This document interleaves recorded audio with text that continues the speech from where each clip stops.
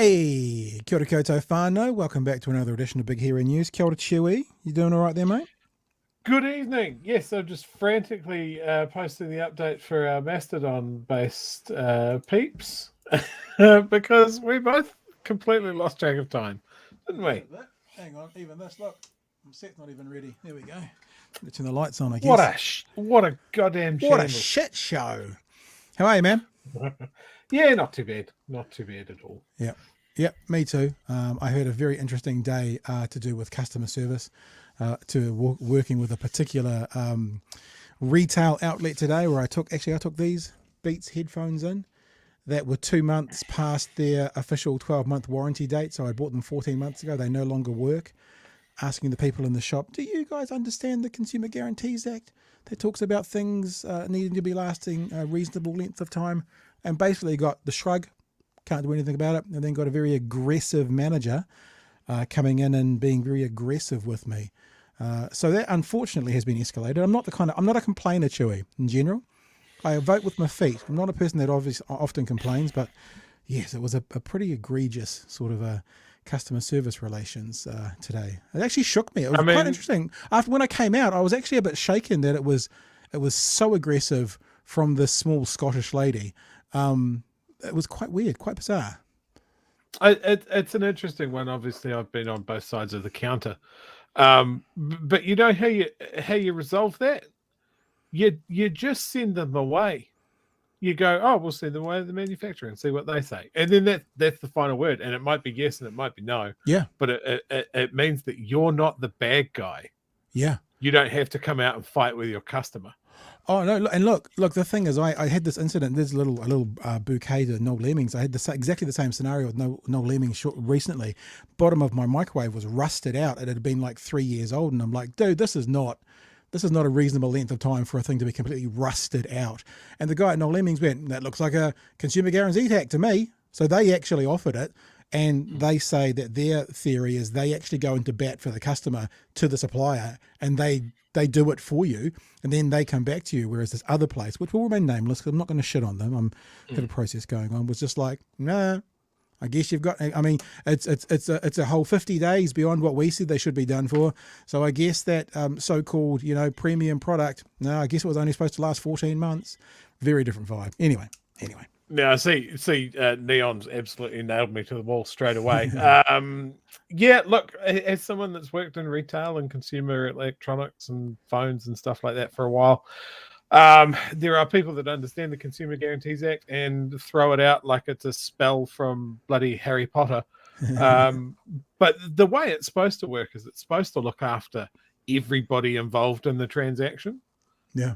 That's supposed to protect the customer. It's supposed to give the retailer some surety that the manufacturer is going to have their back as well. So, yeah, as many times as I've battled over this Consumer Guarantees Act, I think it's a great piece of legislation. A lot of countries don't have anything like it. So, if you bought your headphones in America, as an example, Pat, the retailer does not give a fuck. As soon as you've left the door, you have to fight with the company. The funniest part of the whole situation was the young manager I was speaking to.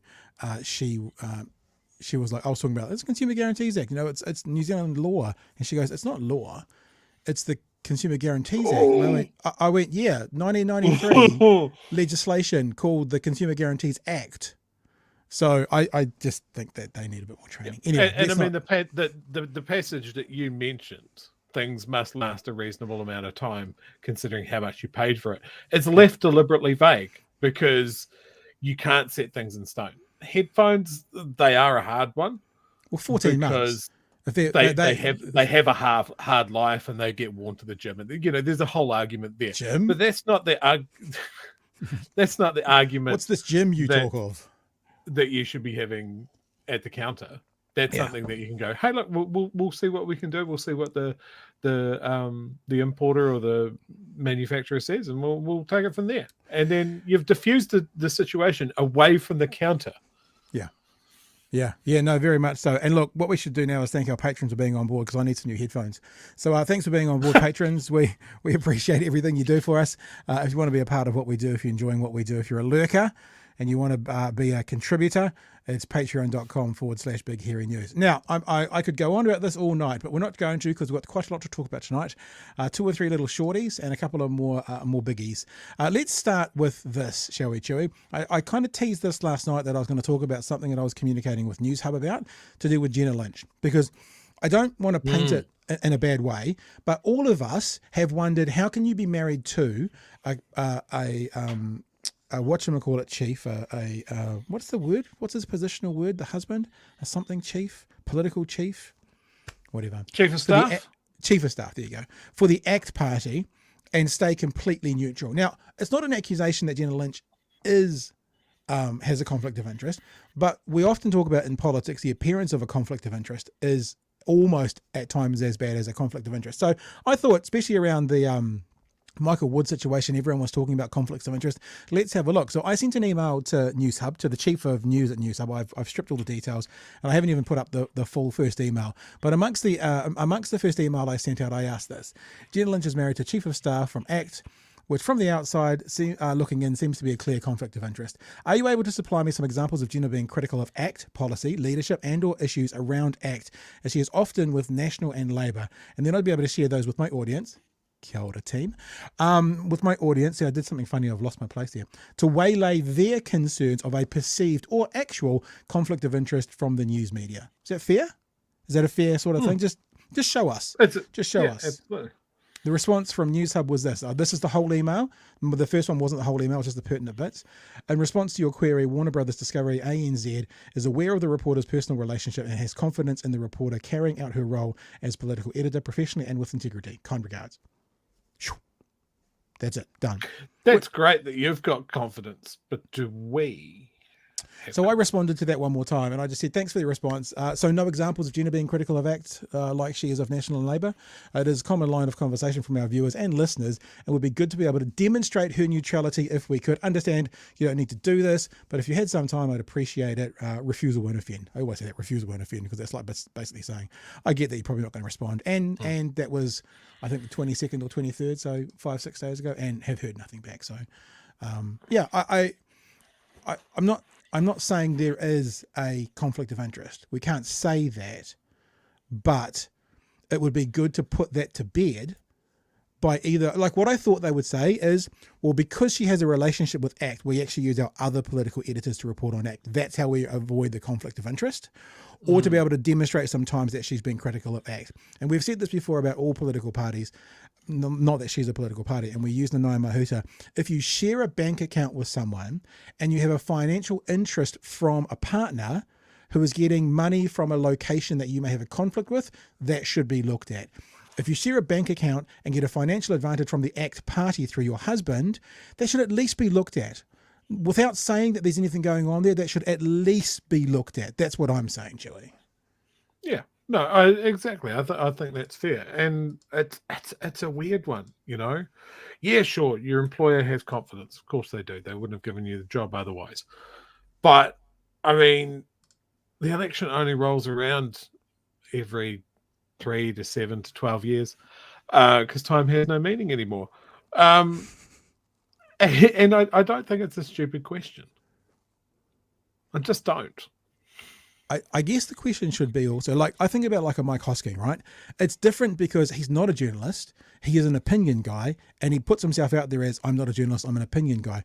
When you're a journalist and you're part of the fourth estate delivering, like, shall we say, straight news or hard news, so not opinion, that makes a slight difference. At least what I think about it makes a slight difference. You know, I'm not trying to put some kind of strange cloud around Jenna's head saying she has a conflict of interest, but I think it's beholden on them to demonstrate to us that there's definitely not one. And if there are other people in the media playing the straight news card, I think it's beholden on them as well. We just know about Jenna Lynch's more obviously. You know what I'm saying? Yeah. No, absolutely.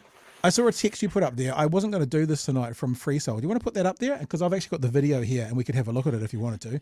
The Liz Gunn one. Here's another little quickie for you. I was wondering which one you were going to refer to there. Because I also started other. So, other important news. A cat caused a major. Oh, yeah, I've heard that. 6,000 people or something. Was it a cat? Was it? Now, look, I'm not going to go on another tear about cats, but maybe those kids from the other night were right.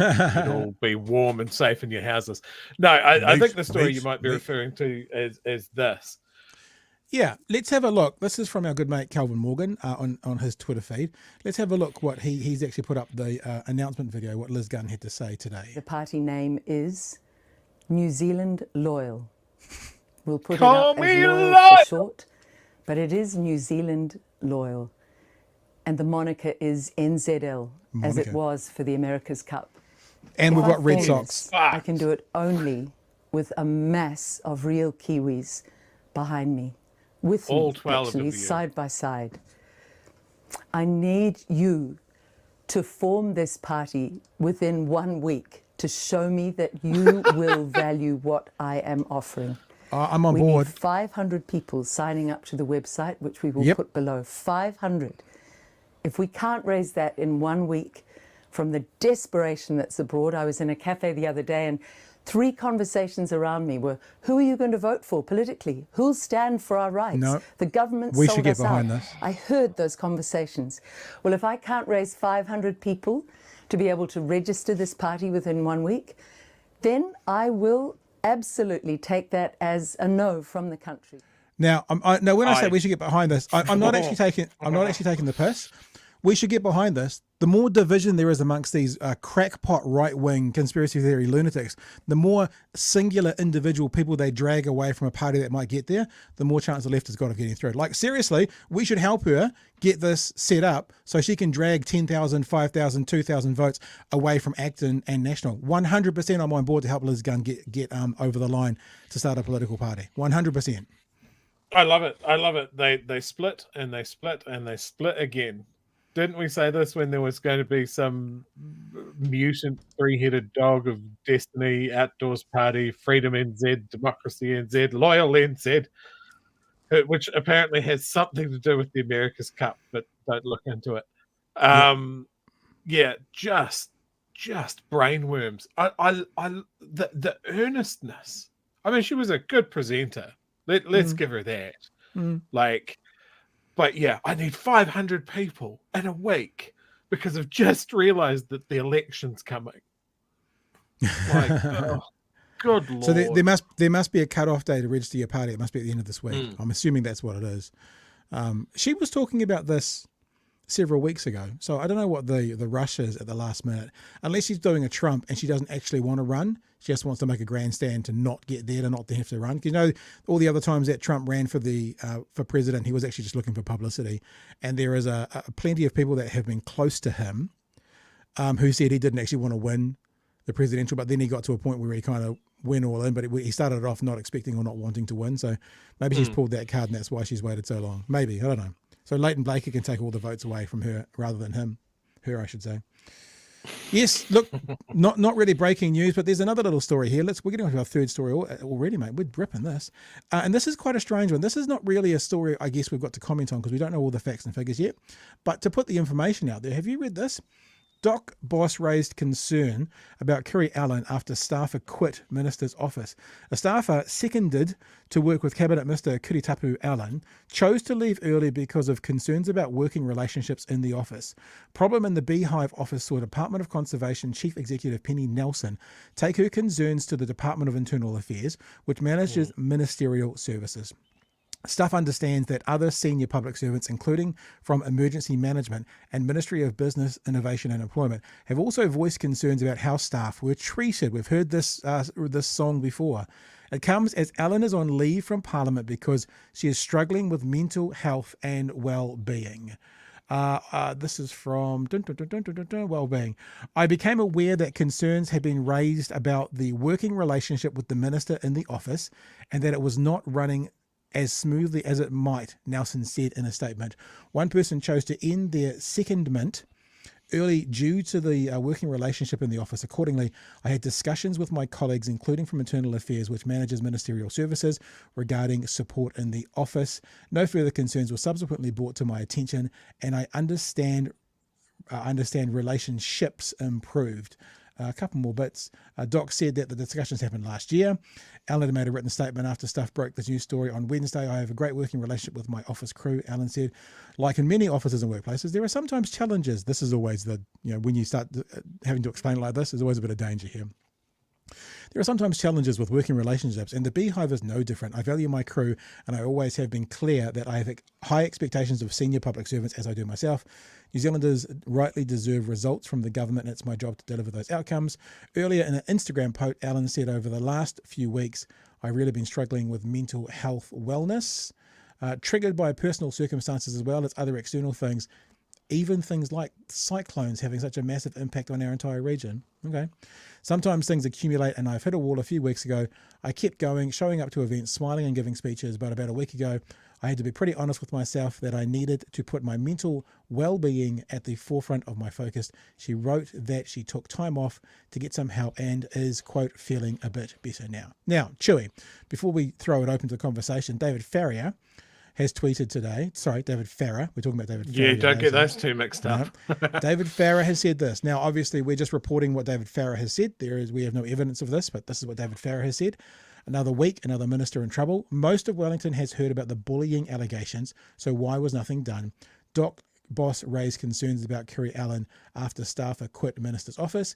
And interestingly enough, Te Pou, who we're talking about tonight, he's a part of one of our clips, responded to me saying what's coming up tonight by saying, well, I just want to say this is actually not that, I think this is probably supposed to be hard.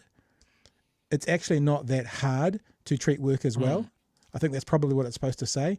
Workplace bullying is not acceptable. So that's from Te Pou. We're going to be featuring him in a conversation later on. So as I said, we don't know the full story yet. There's some allegations and there's some more of this fucking minister MP muckiness going on, Chewy. So I don't know how much we can add to it right now, but do you want to mention anything?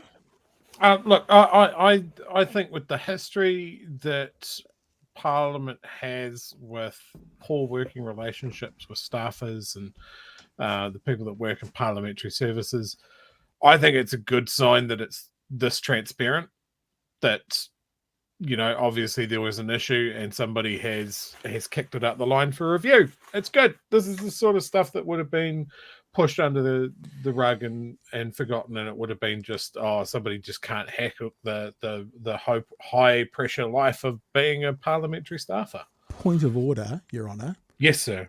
I do understand. I'm looking back at the story now. It's about a situation that happened last year. Now, okay. I think I read that, didn't I? Now, okay, let me double check this because I don't want to do that wrong. This is good. This is good broadcasting, isn't it? I thought I saw. So if you sign up to Patreon, we can afford to get an assistant to do this for us. Yeah, but yeah, I think if it's that sort of stuff going on, there's investigation. It is a workplace issue. Like, yeah, workplace bullying, not good. Yeah, I'm sorry, I can't find it now that I've just read that. Here we go. There we go. Got it. Let's bring it back up. And this is the thing. What you just said about having it and not kicking it down. Doc said the discussions happened last year. We're also about to go into the 7th month of this year. So, and the story was broken on Wednesday. Not to discount what you're saying, but if that's the case, does that still mean open and honest, or is that kicking it down? I mean, we don't know the details yet. We've got to be fair, but it's something from last year that stuff has broken this, at minimum 7 months later, because last year we finished, 6 3/4 months ago. Well, straight away there, with that clarification, I'm very suspicious on the timing. Like, how convenient that this come out this close to the election. And is this a matter that has been dealt with, or somebody's still not happy? I don't know. But I automatically don't trust the timing of a story like this from last year breaking now 100 odd days from the election. That seems a bit fucky to me. Because we know that stuff is a voice piece for the right. Is that what we say? The alt-right? No. I just look, if someone puts a story in front of a reporter and they can run it down, they'll run that story. But It just, I could be wrong. It seems weird. Okay, some people in the chat who seem to know more than us, which is most nights, if we're honest. Guru says, over 12 months ago, with no formal complaints made, it's just dirty politic attack on Kiri. Vicky says, agree. Yeah. RG says, we should have an early election maybe in July. Peter says, rumour and conjecture presently. Look, and that's why I'm being really clear. I'm just reporting what's being reported. Probably over the forthcoming days, it'll give us an opportunity to have more actually opinion on it. I don't really have an opinion on it tonight because I'm not even sure what time that story came out. Let me have a look. But it was, that came out at 10 minutes to 7 tonight. So that came out 2 hours ago, that story on stuff. So it raised the kind of my eyebrows, and I thought, well, we should at least mention this tonight and then put it out there and follow it up over the next few days and weeks. But that's I like Kiri Allan. I think she's an excellent minister. I think she really stepped up in the sort of civil defence role and that sort of thing. And on that, she's been very busy this year. So I don't know. I hope it's, well, I hate to say it this way, I hope it's muckraking. And right. I hope that there's no tail to the story. But it does feel muckrakery. All right. It does feel like dirty politics to me as well. I have no comment on whether it is or whether it isn't, because if it's actually something where there is bullying going on in an office space, something, then I want to know about that. I want that to come out. If it's muckraking, we need to know why. So we'll wait and see, I guess. Right. Yep. Moving on. Speaking of muckraking, have you heard for the last couple of weeks we've been getting information from various American sources that there is an audio tape of Donald Trump admitting to crimes, including showing declassified secret intelligence documents to people who don't have the clearance to see them. We've been saying for a few weeks, well, actually, this is what's being reported, and I guess we're going to hear the audio once it goes to court. Well, CNN has got their hands on a copy of the audio. So we can now hear it for ourselves as to what Donald Trump actually said. Now, what I should have done was I should have actually had a clip here. If I was a better broadcaster, I would have, about what Donald Trump said in defense with his conversation with Bradbury, but I can synopsize it for you. Donald Trump says it wasn't a piece of paper. It was like a group. It wasn't like a single document. It was a group of papers. That was what he was talking about. Like there was boxes and it was including golf shirts and all sorts. So he played it to Brett Bear as if it wasn't like a document. What are you talking about? What it was a bunch of boxes, was a bunch of papers in them, including golf shirts and stuff. That's how Donald Trump responded to this with Brett Bear. We have the audio now, so we can, as that very fair network says, Fox News, decide for ourselves. What do they say? Fair and balanced? We something, you decide. We wank, you decide. It's something like that. I can't quite remember what it was. So let's just have a listen. And this is, for those of you who are watching rather than listening, let's have a listen. And you've got the words come up on it as well. Graphics coming up. So you can follow along like an old children's book. And when it goes bring, you turn the page. So let's have a listen to what Donald Trump actually said.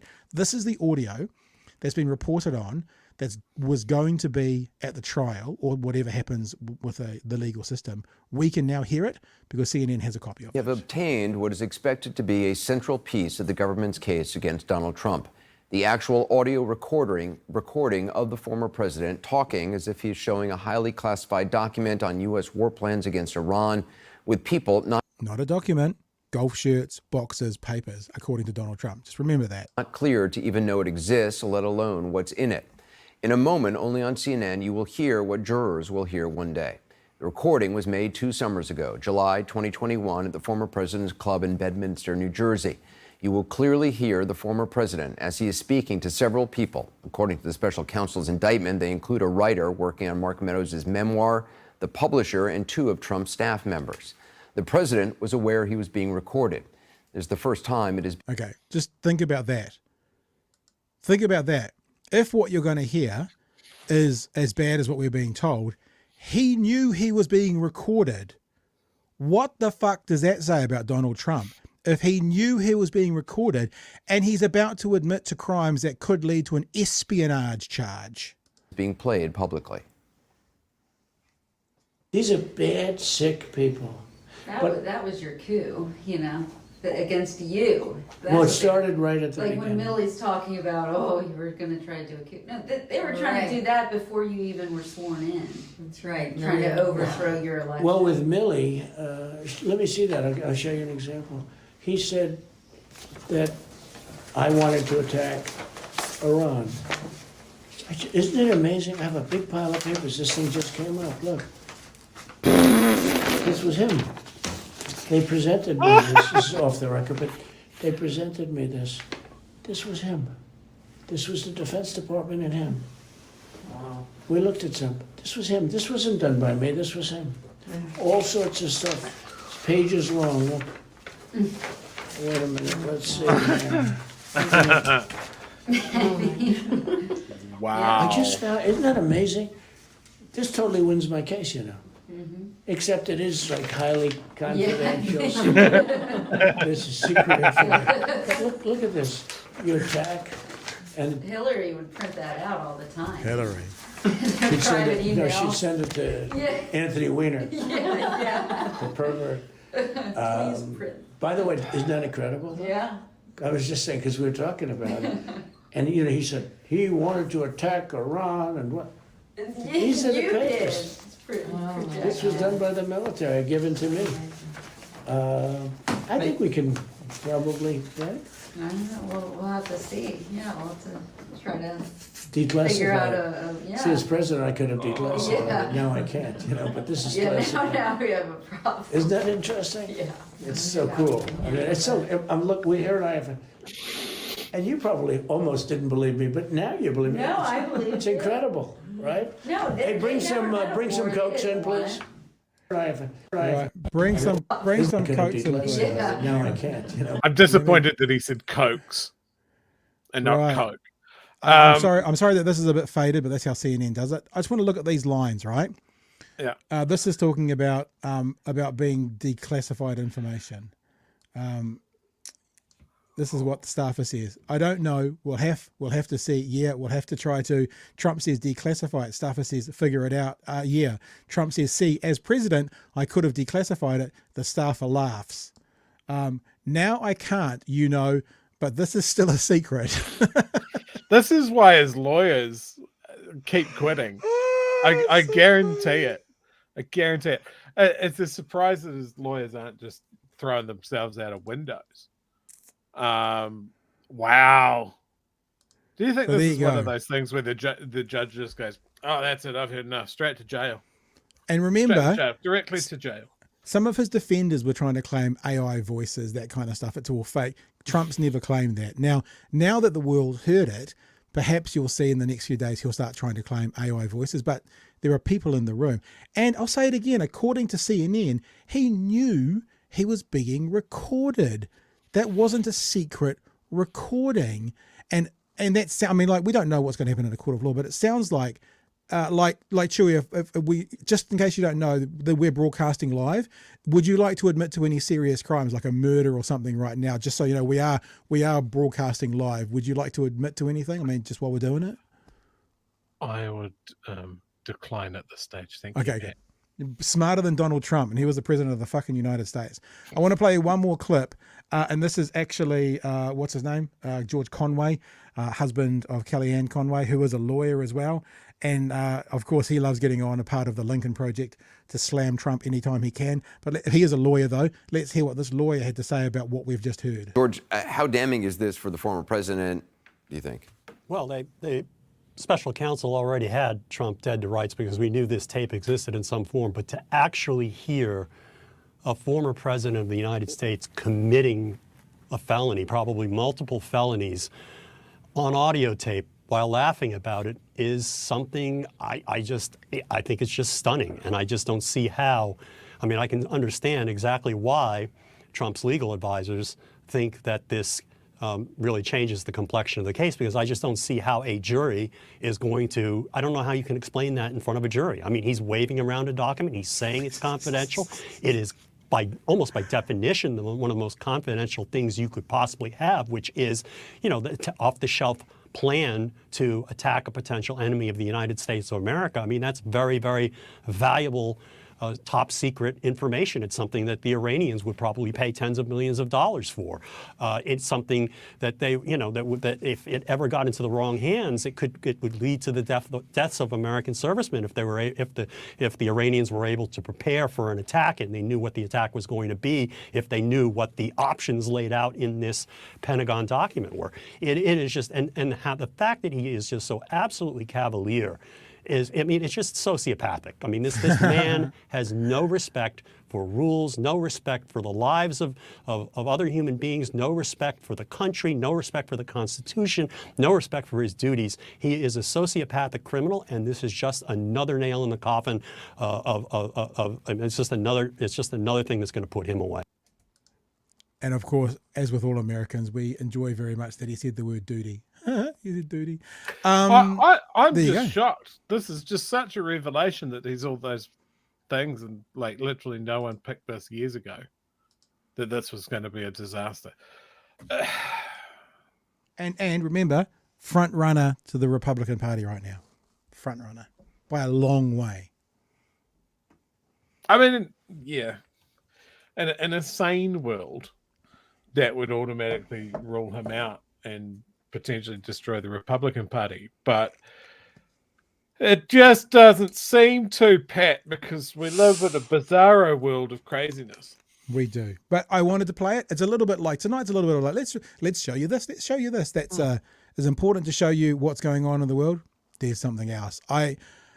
Bizarro world, you're right, that we're living in, because in non-bizarro world, he's in cuffs, already in the bottom of a cell, already in the bottom of the jail. But, the two-tier justice system we have, which firstly, the wealthy are the ones who sit on the top, and then you've got the wealthy and extra privileged with titles like former president behind them is even above that. We'll just have to wait and see. In a sane world, Pat, we wouldn't have got to this. I don't know what timeline we're on, but it's the wrong one, and I want to get off. And I think it all went wrong when they shot that gorilla. It really seemed to go wrong after that. What was that gorilla's name? Harambe, forever in my thoughts. Harambe. Yeah. They shot that gorilla, everything started to go off the rails, man. Yeah. Spiderhoof says the man is only ego. That's what makes him sound so dumb. It's like he's all ego, like from the top of his top of his hair, then to the top of his head, to the soles of his feet. He's just ego, and we've said this before. He comes across like he is the 15-year-old at school that no one wants, who's the first kid to get the iPad, and so he brings the iPad to school to show everybody his new toy to try and gain some kind of popularity. That's what that sounds like, with secret documents about a potential Iran invasion or military operation that he knows he's not supposed to show. Or probably the equivalent would be he steals his dad's iPad, so he knows he's not supposed to have it, and he brings it in to show the kids to try and get credit. That's sort of what it's like, stuff he's not supposed to have. Ludicrous. Ludicrous. I love it when I don't know anything and people correct me immediately, or at least inform me. Thanks, Emma. Appreciate that. Okay. Hey, we've been talking a little bit about our good mate Karen Plunket the last few days. And obviously I've messaged David Farrier. I should see if I've heard back, because I asked him a question. I don't think I will have, but let's have a quick look, because it will add to the story if I have. I have not. We've heard that charges have now been officially withdrawn from Karen Plunket, Sean Plunket, in courts. So today, David Farrier has written a webworm sort of addressing that situation. Now, the question I asked David Farrier, which I don't have a response to, so I apologize about that, is that does any of this change the defamation case or potential defamation case? Because this is one aspect of someone breaching a court order, allegedly did whatever, but then there was something else about being defamed, and I don't know yet whether this changes that. I've messaged David, asked him that. Maybe he'll come back to me overnight, because he's probably in LA right now, and I might be able to share that with you tomorrow. I'm not looking for information from David about, are you still, is this still going to happen? Is it still going to be a defamation? But does this change anything? Does this information change that? Which we don't have that information yet. So who knows where this may go. So the webworm is called, the New Zealand courts have officially called me brave. I'll read some of this to you from David Farrier. Back in March, I wrote about how New Zealand broadcaster Sean Plunket had tweeted a bunch of documents from a family court case I'd been dragged into. The case involved Michael Organ, a con man I made a documentary about. You can read the background here. I was surprised Sean Plunket had done this. What I wrote at the time was this. Now, the thing about family court proceedings is they are notoriously confidential. All the names involved are heavily suppressed. I'd go so far as to say violating suppression in family court is taken even more seriously than other courts in New Zealand. Put this another way, as a journalist, you might be tempted to push suppression on a juicy court case, but when it comes to the family court, you don't dare push a fucking thing. Those names stay under lock and key. We reported that at the time. The New Zealand police seemed to agree, as the following month they charged Sean Plunket. He says, today I want to clarify that I was completely wrong. I have discovered that I was wrong and incorrect, and that in fact, it's perfectly fine to publish the details of any family court case as long as the people you name are considered, quote, not vulnerable. I found this out when police dropped the charges against Mr. Plunket. I found this out when Sean tweeted about it. And that's where he tweeted about it. The charges hadn't actually been dropped then, but that was when Farrier found out about it. Curious, David Farrier says, I emailed the police to find out what had gone on. They seem surprised too, writing, I'm very sorry that you have found out this through Twitter. It's news to me. A few days later, I got an email from a detective who I assume was in charge of it all. On 25th of May 2023, I was informed that the defendant was applying to dismiss the charge. So the defendant was applying to dismiss the charge. I'm not saying that there's been a mistruth here, but I reckon the way Sean Plunket wrote this tweet, happy to report that all charges against me in relation to publication of a family court proceedings have been withdrawn by police. I trust legacy media, yada, yada, yada, yada, yada. Now, that may be accurate, but would it have been more accurate to say we have applied for my charges to be withdrawn? I don't know. I don't know if it adds a layer or not. I'll read it again. I think it does. I was informed that the defendant was applying to dismiss the charge under Section 147 of the Criminal Procedure Act 2011. His defence counsel indicated the person allegedly identified was not a vulnerable person within the meaning of the S11D Family Court Act 1980. So his identity was not protected from publication. In the following weeks, I attempted to get a statement. You know what it feels like, eh? It feels like Sean Plunket's done this and gone, fuck, how can I get out of this? And they've, pardon the pun, but they've wormed their way into figuring out. Because do you really think that Sean Plunket would have known about this law as well as this before he did it? Do you know what I'm saying? Anyway, sorry, I'll keep going. So his identity was not protected from publication. In the following weeks, I attempted to get a statement from someone at the Whanganui Family Court in relation to making the complaint and get the clarification around the definition of a vulnerable person in a temporary protection order. After a number of inquiries, I was informed by the Whanganui Family Court that the associated respondent, David Farrier, is not classified as a vulnerable person. I passed this information on to our prosecution team, who had conferred with our legal team, who carried out further research into the definition of a vulnerable person under Section 11D H Family Court Act 1980. It was decided between our legal team and our prosecution team that you, as an associated respondent, would not be considered a vulnerable person. There's more I want to share from this, Chewy, but there's a pretty good starting point if you want to jump in anywhere. We now know that, and look, I'm being really clear.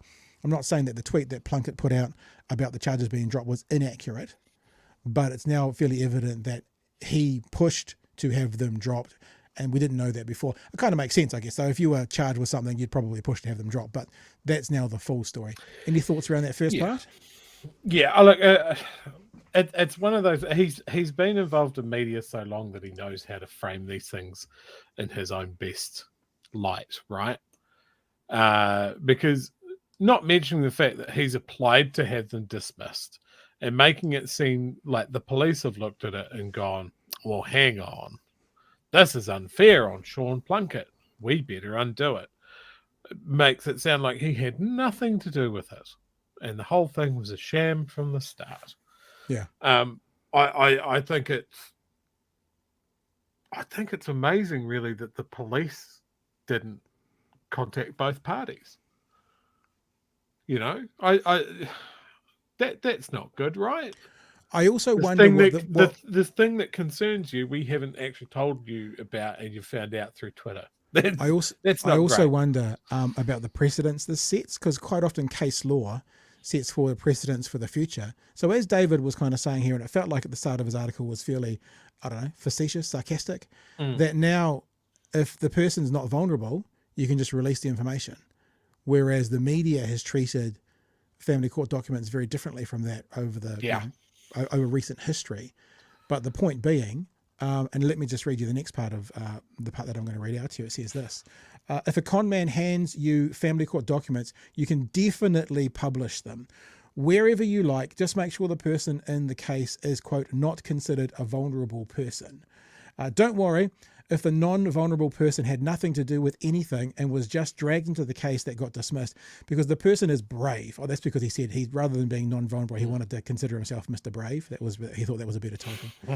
Because the person is brave, they won't mind getting messages like this all day long. And for those of you watching, you can see some messages on your screen that he got. Farrier the fuckwit. I suppose David didn't realise things he had done that went into the closet wouldn't be exposed. Someone had brought it into the open. Hannah Tamaki. Isn't this the guy who had court-ordered violence protection order against him, and our mainstream media is propping him up? Wonder how he's getting on with that protection order against him. When are you coming back to New Zealand to face criminal charges laid against you? Got a report on this protection order someone has against him for threatening behaviour. So, he's non-vulnerable, but certainly because of Plunket, he's got a lot of online hate. I don't know what you can actually say about that. And let's finish what David said and then throw it open to the chat and again to you and I, Chewie. To be clear, in New Zealand, identifying people who are named in family court documents is fine so long as that person is brave. This will be big news to many reporters in the New Zealand media who have long exercised caution in reporting on the family court for fear of breaking the law. To them, I say, don't worry anymore. Go hog wild in naming non-vulnerable and very brave person who are the victim of an elaborate plot by a con man. The gates have been opened. There is a portion of the webworm, and as I'm very excited to see people in the chat talking about supporting David and being webwormers, and if you're not, you should go and become one. And yes, I noticed actually someone talks about the t-shirts. Just as a little aside there, I think today is the last day you can order from David Farrier his webworm t-shirts with free delivery around the world. So if you want to support him and support what he's doing, webworm.co, and if you want to get one of his t-shirts, they're currently free worldwide shipping on such t-shirts, and they go from extra small to 5XL. Anyway, advert done for Webworm. Chewie, what do you think? I think it would be just quite the legacy for Sean Plunket if in his self-centered fuckwittery, he opens the gate on people reporting stuff from family court, which rightly people have avoided like the plague, because goddamn family court, what a mess. So, here's something that I was thinking. If it's just about not being a vulnerable person, so what about a father of someone who is a victim of a sex offence? Now, the father is not going to be a vulnerable person, the child is, but according to this precedence, you can report who the father is. Now, yes, that may identify the child, but it's pretty clear it's saying if the person named is not vulnerable, you can report it. So it doesn't say, quote, unless it also impacts a vulnerable person. It just says you can report it. So what does this mean? What precedence has this set, or is this setting? Or will this be appealed and will it be overturned? I'm not suggesting that like it will, but where will it go from here, if anywhere? And what does this mean for the defamation case? I'm wondering about that as well, if there is indeed one, the alleged defamation case. Yeah, a couple of comments in the chat. What's the legal definition of not vulnerable? Brave. Brave. V-Bunch says that the Act says vulnerable equals under 18 years old, I think. I think there's a few things that it's not just under 18. In fact, to be honest, I read a bit about this and read about what it was. I don't have it with me, but it's not just the age. There are other things that can make you vulnerable, but the age is one of them. Yeah. And Jesus says, that's an insane precedent. It sure is. Yeah. It sure is. Yeah. Yeah, and of course, unfortunately for the world, it's just given Karen a massive sort of way to push back and go, see, I was right, and da-da-da-da-da. It's still incredibly slimy, and as David Farrier said in his webworm, he's still basically got a heap of shit and attacks from people out there because of what Sean Plunket did. But what the decision is basically saying is, that's fine, don't worry about it. Yeah. Yeah, and it is dangerous when you're talking like people like Sean Plunket and his ilk, that they're quite happy to weaponize their listeners and point them in a direction in a way that they're not telling them what to do. Yeah. Nudge, nudge, wink, wink. I'm not responsible for what my listeners choose to do and the things that they choose to say. Yeah, it's just weasel shit. They know exactly what they're doing. I wonder what people want to be remembered for. Like, I wonder what legacy Sean Plunket's going to leave this world. I mean, this is a bit of a heavy conversation now, because I don't want to be too heavy about this. Maybe people might have noticed this here around my neck at the moment. These are shells from Fiji. So when my dad passed 2 weeks ago, actually, 2 weeks and 1 day ago, my sisters had just got back from Fiji, and everyone knew it was pretty close to finishing. So one of my sisters brought back a bunch of these from Fiji. Dad had a very, very close relationship with Fiji, and so all of the family wore these at the funeral. So we wore these ones that came back from Fiji. My sister brought them back. And so maybe it's on my mind at the moment, but I wonder about legacies, and I wonder if you looked at those people, like the David Farriers of this world, what kind of legacy will they leave? How will they be remembered? And then you look at the Sean Plunkets of the world, how will they be remembered? And I just kind of go, I'd rather be in the camp of leaving a David Farrier legacy than a Sean Plunket legacy. That's how I feel, at least. Oh God, yes. Like David Farrier's obituary will point out that he shouldn't have swum in that radioactive Russian lake. And then Plunkett's one will be that he was more toxic than that lake that Farrier swam in. Yeah. It's a tough one. I guess we will now wait and see. I wonder if that means the defamation is over, because the defamation might be to do with him making a claim that actually was accurate because there was some bullshit going wrong with court ordered documents. I don't know. We'll wait and see. We can't comment on that because we don't know yet. All right, team. Any more chats in there that we want to get to? There's a fair bit of action going on there in the old live chat. It's live chat at 13 minutes to 10 here on BHN FM. No, I think we've covered enough, all the stuff. Have you got another story? Because I've got something I'd like to ask our chat. Sure. Come back. No, there is one more story. We're looking at the working group conversation with Te Pou, Willie Jackson, and Bomber. Okay. We're going to do that tonight. But you jump in right at the end. Oh, okay. Sure? Okay. Yeah. I'll do mine at the end. Okay. All right. Let's have a look at this conversation from the Working Group podcast last night. I talked a bit about this yesterday because I was listening to it as I was prepping for last night's show, and this is Bomber Martin Bradbury. This is Chewy's hero and idol from Channel Z days. Is that right, Chewy?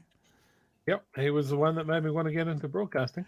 And Te Pou is on the show with him. Te Pou is a former candidate, campaign manager, and executive member of New Zealand Labour, of the Labour Party, I should say. Willie Jackson's on with him as well. And Willie Jackson is currently the Minister for Broadcasting and the Minister for Māori Development. They're on the show with him. And I'm going to play 2 clips. The first one's a bit longer. And they were talking about, because we talked about it yesterday, or maybe the day before, the National Party Conference and what they saw around that. And within that, of course, they have a bit of a crack at the conversation around how National doesn't know their numbers and more. So here's Te Pou, Willie Jackson and Bomber talking about the National Party Conference from the Working Group podcast from last night.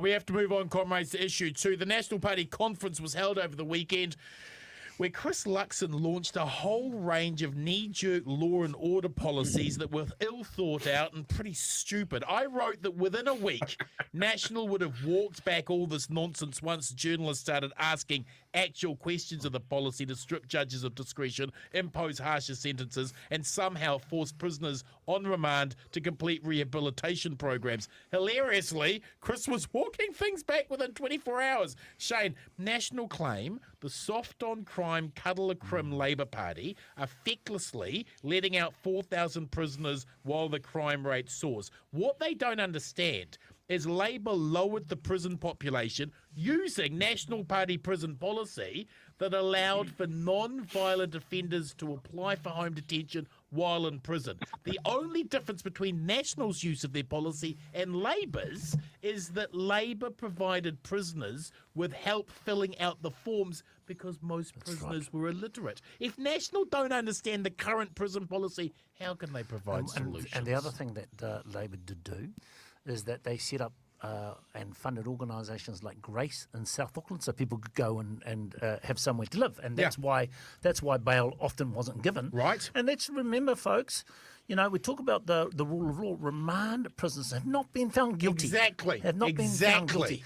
And the other thing is this. When you get the fundamental costings wrong, live on air, that your justice spokesperson, your police spokesperson, your prime minister can't get right by a factor of almost 2. Right. You know, not $10,000 out per prisoner, but $90,000 out per prisoner. It just looked farcical. And you know what? Here's the thing about conferences and conventions is it's stage managed, and you can absolutely get it right because it's your agenda. And they weren't even able to do that. It was It's a beautiful point. They're stage managed so you can get it right, and they didn't get it right. Willie, we had this surreal situation over the weekend where journalists bombarded National for costing of this mass incarceration policy, and they had no numbers. Asked what the cost of a New Zealander in prison per annum was, Paul Goldsmith and Chris Luxon said $100,000, when the actual cost, as Shane pointed out, is $193,000. How can a party pushing extreme uncosted policy like this pretend to be a government in waiting? Well, and more importantly, as we've said as well, maybe not more importantly, be in charge of the accounts. You know, Chewy, if you don't know how much your mortgage is, or your power, or anything, you can't put a number on it. I wouldn't be the person to put you in charge of your finances in your house, just quietly. Well, you notice our Justice Minister said that straight away, didn't she? You know, Kiri Tapu Allan came out and challenged them in terms of their costings, and it just shows you their strategy is knee-jerk stuff, right? Everybody's, you know, we know our communities. We have to look after our communities. But what appeals? We'll take discretion away from judges. Shut it out. Well, you can't take discretion away from judges. Right. You gotta fund this stuff. We've been around a long time. We're doing the best we can. I like what our Justice Minister's doing.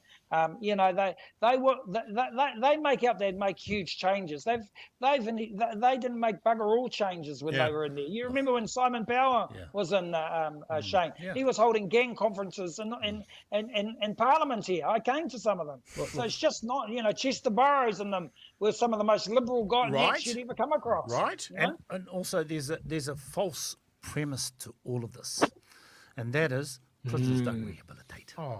Prisons criminalise. And look, we're not.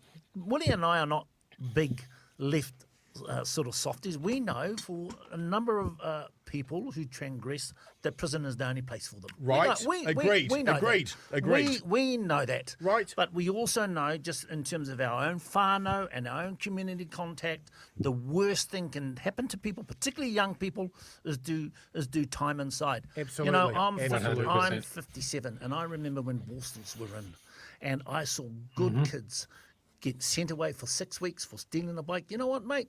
I'm 57 years of age. Many of those people have done 30, 40 years in jail off and on. Once you are institutionalised in jails, It's over. It's over. Only very few come out of it better off. It's That's incredibly just the reality. counterproductive. 70% reoffence rate in 2 years. How can you say that's a system that's working? Chewy, yours, sir. Well, I've got one more clip. It's only 30 seconds, but it's about Oh something my God. Love this chat. Like 100%. 100%. Like I see comments on Twitter more and more when National are bringing out new policy, and it's basic unforced errors like not knowing how much it's going to cost. They don't seem to be a serious party. You know, it's like, why have you not got your shit together? You knew that this was going to be a big election. You went into it thinking, yep, there's enough disharmony and unhappiness with what Labor have done. We should be able to have this in the bag. It's kind of like they're doing the victory of that before it's even started. That they don't have to try. Yeah. And it's become that much of a meme that Luxon's going to say something on the weekend and have to walk it back by Tuesday, that we're not the only people saying it. But interesting side here. This is a little side note. The working group is different with Damien Grant's stuff around. it was much more enjoyable to watch yesterday, without having to talk about the various things in the it comes back also to those ideas about what are the policies and what are the ideas and what are those inspirational things that we want to follow, and National doesn't have them. They never have, they never will. They reiterate, as you said last night, looking over their shoulder, and just remember, people, and if Chewie had the shirt on now, he'd probably rip it open. If the left vote, the left wins. We're going to say that time and time again, and as Chewie said last night really clearly, but what's happening with the right and what they're trying to sow, the seeds they're sowing at the moment, is actually working, which is why it's so close. So it's working for the right, it's working for National, what they're trying to put out there, but we're going to come back to that time and time again. If the left vote, the left wins, and it's going to be fucking close. And I said it last night, I'll say it again. I would say at the moment, if you were to place a wager, you'd probably put National in the driver's seat very slightly to win this election. Doesn't mean they're going to win it. I always say to my partner when we're talking about odds, sometimes the 1% poker hand still wins the hand at the end. And this is like a 49-51% hand, but I would say the bookies at the moment would probably have National Act winning very, very slightly. However, if the left vote, the left wins, and hopefully tomorrow night, if I finally figure out my Shopify site, you will be able to have a look at the t-shirts yourself that say, if the left vote, the left wins, and start to tell other people about it, because that's the reality. Every Western country in the world, I'm confident in saying this, the citizens are far more left than right, but the left is the group that do not participate, and because they do not participate, it's a 50-50 match most elections. If the left participate and the left vote, the left wins. Chewie. I also want to make a comment about prisons, right? Because these guys have talked a little bit about it. Prisons are, I think, a necessary evil, but I think they should be the last step in a process. Because if you make it an early step, like they're talking about kids, if you get kids into that funnel, it's a pipeline. It's part of a cycle that we need to break. You look back at all of these things that we're talking about now, broken families and gangs and all of that sort of stuff. It started with punitive, custodial organizations. The mongrel mob came out of the Borstals and the group home. Yeah. And we can't keep forgetting that lesson and then 20 years down the track going, God, where are these feral families coming from? It's coming from broken people taken away from their families at the drop of a hat. Like, I get people's drive to have this really punitive, there's got to be consequences sort of thing. There's got to be a door slamming on these people. Consequences can be bringing people in front of the people that they've hurt or the communities that they've damaged and making them feel it. Turn them away. You turn them into that path if you lock them away. They might be off the streets for a couple of years, but they'll be back and they'll be harder and tougher.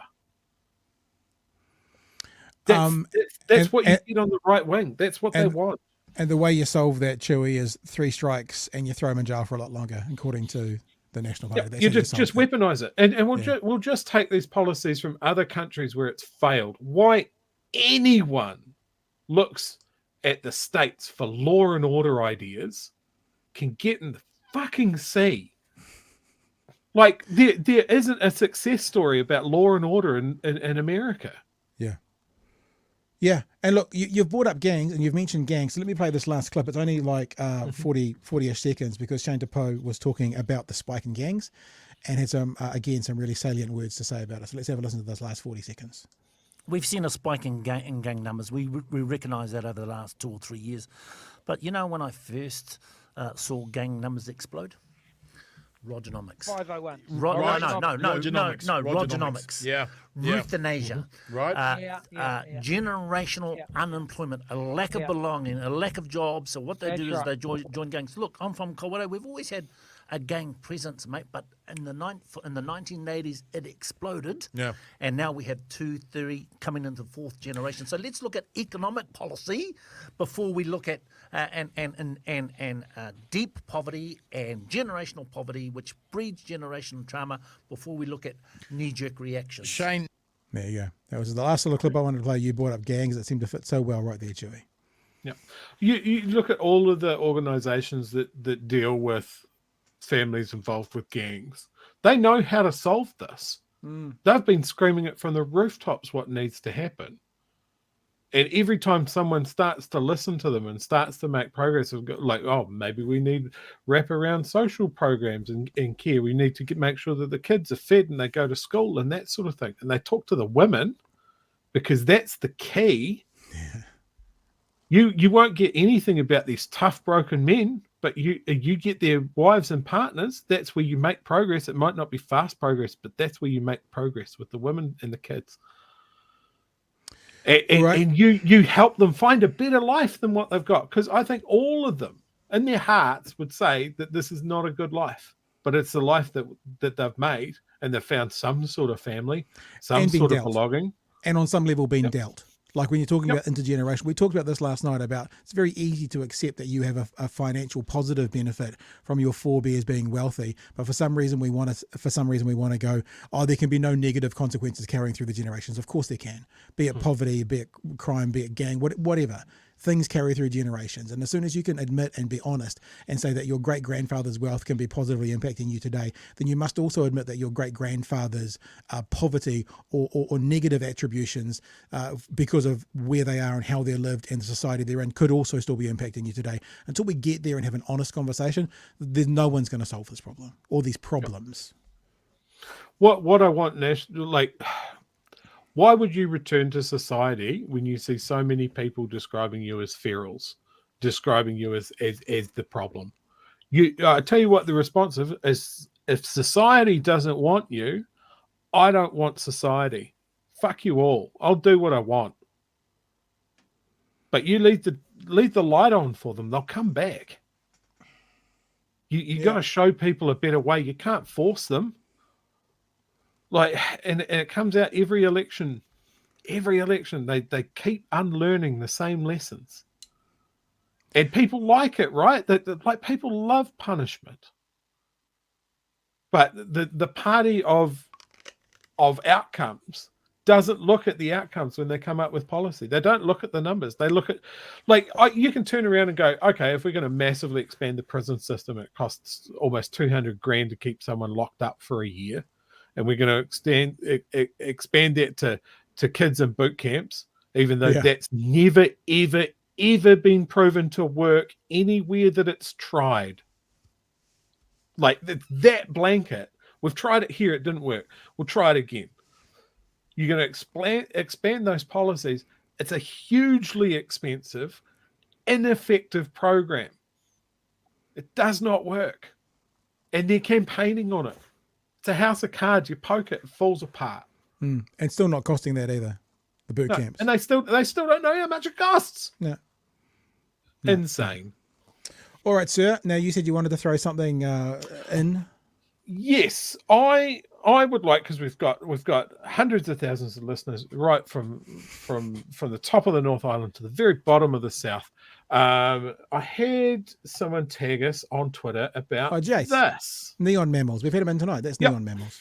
Yep, absolutely. Now, wherever you are, what I would like you guys to do is see if it's popped up in your region as well. Okay. Now, the Dunedin Star is a small, like we've got the ODT. It's a local rag. Program. Yep. It's a local rag. Yeah. It's got advertorials and all sorts of stuff in it. Yep. But this has popped up this week for the audio guys. This insert caught my eye in the Dunedin Star. At a brief glance, it looks like a great educational insert about Te Tiriti o Waitangi, which in today's climate immediately set off alarm bells. Turns out my bullshit meter is finally tuned as I'd hoped. There was more to this. Where's it gone? Oh, that's because I've just gone for the retweet because I'm an idiot. There we go. This is a paid placement by the New Zealand Centre for Political Research. It cherry picks Sir Apirana's Ngata's words and twists them to basically say that Māori agreed to all of it, so it's all fine and more. It's insanely disgusting due to the underhanded way that it's delivered and I would say presented as well, as the people that don't know better will read it and be moved further away from an understanding of what honouring the treaty actually means. Right.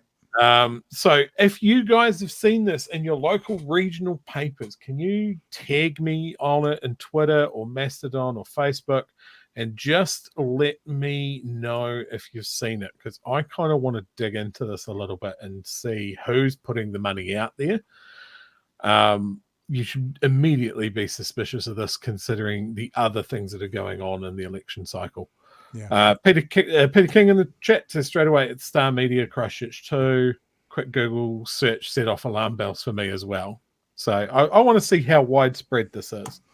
I wonder also, we could talk to Allied Press. I know lots of people over there who run the Star and the ODT and a bunch of others as well. If something is factually incorrect and someone wants a paid placement for it, I wonder what the ethics or the reality behind that is. You know, like can we do anything? Can we put absolutely falsities on there? So I'd be interested to follow that part of it. Maybe I'll do that part of it, Joey. I'll follow up with that, and you can delve and you can dig in. Find out how much it costs, because I'd love to pay to have some absolute nonsense put in the paper. Yeah. Maybe if we sell enough T-shirts, we'll commit to doing that in one small paper in Greymouth for half a day or something. Yep. All right. Yeah. Good to know. So keep your eyes out, people, and you can tag Chewy on Twitter. You can tag me as well if you want. And if not, when we come back here, you can mention them in the chat. Also, if you're not doing so far, you can follow us on Facebook. Facebook's a great place to follow us as you want to connect with us with like more detailed information, because there's an inbox. So it's an easy way to actually connect with us and write to us if you've got anything to show us or tell us. In fact, speaking of, maybe I can do this as a little tangent. I'm just going to have to open something up, Chewy. Can you dance for the folk or something for a second? Because we talked about, sorry, I'm looking away so I can see the place. We talked about what you have to do to get a Tesla rebate. Yeah? What the actual process is. Someone messaged me, and it might have been in the Facebook group, to actually tell me what they did to get their Tesla rebate. And it was significant. It wasn't just, tick a box and that's about it. It was actually a significant amount of decision making. So all of these national MPs who are saying, point of sale just kind of happened. Here we go. I won't put it up because this person hasn't said I can use it publicly, but I'll read it. It says, hi BHN, yes, I bought a Tesla last year and I had to log on to the NZTA website to claim the rebate with proof of purchase that I was the registered owner. It was not a tick box activity. You have to actively apply for the rebate, and as far as I know, unless you're buying second hand, you have to order online and pay online. The Tesla was the first new car I have ever bought. Every other time was at least 10 years old, so I'm celebrating paying an extra trying to refund. Yep, and then I've got a photo there, but I won't put that up because they haven't asked. But so it's not just like a tick box. Had to log on to the NZTA website, claim the rebate. So you have to do work, you have to do admin, claim the rebate with proof of purchase that you were the registered owner. So there's at least 2 hoops to jump through. You can't slip into that accidentally. That's something we should mention. If the government doesn't have to pay out, at that point, $8,500, then they'll take the option to not pay out $8,500, right? For sure. It's just, it makes sense. Yeah. But look, that's a good way to wrap it up as well. So I'll just say thank you, Sarah, for sending me that. I didn't ask if I could use it, so I'll just leave it at thank you, Sarah. And there's a lovely photo here of Sarah with her brand new Tesla. I'll send you a copy, Chewy, because I'm sure you'll be jealous as fuck. Although I wouldn't buy. I'm looking at it now. It's the color I'd get too. I wouldn't buy. You know what? If I had the kind of money at the moment to buy an EV, I would not be buying a Tesla. I think when Tesla came onto the market, they really broke a lot of stuff and they really helped the EV market scream forward. I think Tesla, there's far better EVs at the moment for a similar price than Tesla. From my little bit of research, at least, anyway, I don't think I'd go down the Tesla path. Although you got to look, you got to look at the value and you got to look at the range they get for the dollars they get. That's pretty attractive still. But what about a Polestar? You get a Polestar? Polestar's actually one of my favorites. It's an incredibly good-looking car, but it's very, very expensive. Yeah. Look, when Teslas are starting to pop up secondhand around that sort of 45 to 40 mark, they are fantastic value. But yeah, you can get a new one that's not quite up to that speed. But for most people, would be absolutely fine. A lot of the extra performance in a Tesla, I would never use. I'm not going to go driving 400 kilometers in one hit at 220 kilometers an hour. Mr. Anderson says Chinese EVs are better. I have to tell you, you were talking about BYDs last night. Do you know why I don't think I could buy a BYD? Because it fucking says "build your dreams" on the back bumper. I think aspirational. It's revolting. It is the tackiest thing I've ever seen. I had a look. There was another one. I quite like some Havels, new Havels I've been looking at as well. I hate the badge on the front, and I was wondering if you could take the badge off and just get something else put there, like you could get something manufactured and put there, because the badge for the Havel is revolting. And that "build your dreams" on the back between the lights of the BYD is just so tacky. Well, I can tell you a common hack in the BYD Atto 3 group is some dental floss and a hairdryer in about a half hour. You can have those letters off. Although I think in the Dolphin, because I watched a review of the it Dolphin, you Tesla, can't. I think the Dolphin, it's actually embedded into the plastic. Yep. So I don't think it's quite the same. Also, Jezza says that the smarts in the Tesla are not matched yet. Look, I think that you're right. But for me, for an EV, not that I'm anywhere near looking at getting one, but if I was, it still comes down to two main things, which is range and price. The smarts in them are attractive, but especially living in Dunedin, and you think, for living in Dunedin, it's like I think about Christchurch and Queenstown. Like for distance, range and price are the things that would drive me towards one or not. Okay, I'll tell you my aspects, right? So I'm hoping to get an EV by the end of the year. I've sort of downgraded some of my thoughts. It's probably going to be a second-hand, slightly older model, but I still want one. Cool. And my partner and I did the big trip up to Christchurch in the weekend, right? So I thought I would download a commonly used app called a Better Route Planner, where you tell it what car you have and its battery capacity, and then it's just like Google Maps, right? So I took this older car with a smaller battery pack and I plugged those details in and I said, let's go to Christchurch. And it told me that I needed to take a 20-minute break in Timaru. Yep. And this is a smaller, which is halfway. That's one. Exactly halfway for people who don't know. That's which literally the halfway mark. Which is where we stopped briefly in Oamaru, we stopped in Timaru, we stopped in Ashburton. Those are all places that if we'd stopped and plugged in the car for 10 minutes while we went and got a coffee, job done. Yeah. You know, think about how many times you would get in a car and drive for 400 kilometers an hour with, 400 kilometers without a break. Yeah. I think everybody's obsession with range as being the main factor in an EV is wrong. The majority of people drive less than 100 kilometers a day. We've had this conversation before. You are not allowed to disagree with my opinions on this show, Chewy. It's in the contract. You know this. What the fuck is going on? I've gone rogue. All right. So look, we're not going to turn this into the EV show again like we did last night. I guess what we're just saying is if you're still listening, whatever EV show and EV company out there, and you want to give us a couple of EVs for a few months, we'll happily test them for you and talk about them every single night for the last 7 minutes of the show. Seems to be what we're starting to do at the moment. Everybody knows the real benefit of an EV is that they're completely silent, so you can sneak up on motherfuckers, do the drive-by. It's gangster. All right, guys. Thanks for joining us tonight. It's been another good episode. We've enjoyed having you all with us. We look forward to seeing you tomorrow night for another edition of Big Hairy News. And until then, we will say good night and be safe and be well until we see you next time. Hooroo from the two. Hooroo from the two. Hooroo. Hey.